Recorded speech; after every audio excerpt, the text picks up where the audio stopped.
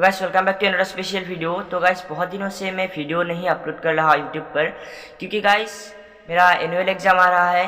तो ऐसे में एग्ज़ाम की पढ़ाई करना, एग्ज़ाम की प्रिपरेशन करना, उसके साथ साथ ड्राइंग करना, रियलिस्टिक शेड करना, एडिटिंग करना, वीडियो अपलोड करना, वीडियो बनाना, तो ये सब जो है वो डिफ़िकल्ट है।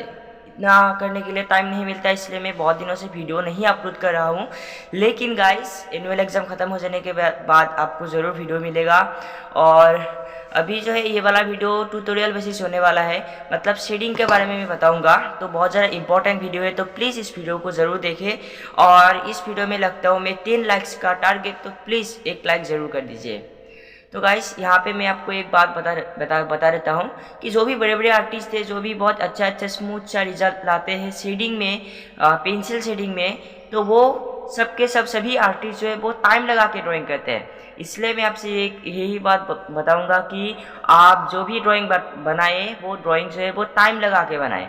ऐसा नहीं है कि वह हड़बड़ी में आपने ड्रॉ कर दिया, बस यही जल्दबाजी किया, ऐसा नहीं है। तो आपको बस टाइम लगा के ड्रॉ करना है, और उसके साथ साथ आपको क्या करना है, वो लेयर बाय लेयर शेडिंग करना है। क्योंकि गाइस आपका जो पेपर होंगे वो वाइट पेपर होंगे। वाइट पेपर के ऊपर अगर आप डार्क लेयर शेड करते हैं तो डायरेक्टली वो डार्क सा ही एक शेड आएगा। लेकिन अगर आप लाइट टू डार्क जाएंगे, लेयर बाय लेयर जाएंगे, तो वो ड्राइंग जो है बहुत अच्छा लगेगा। तो यही चीज़ ध्यान रखते हुए मैंने इस वीडियो पे ड्राइंग किया है। तो अभी आप इस वीडियो को देखें। तो इस वीडियो को देख लेने के बाद आप देखोगे कि मैंने डार्क लेयर को जो है वो लाइट टू डार्क मैंने शेड किया है। इसका मतलब क्या है कि मैंने लेयर बाय लेयर शेडिंग किया है।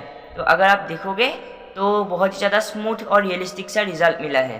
तो आप इस वीडियो को देखें। Thanks for watching this video complete.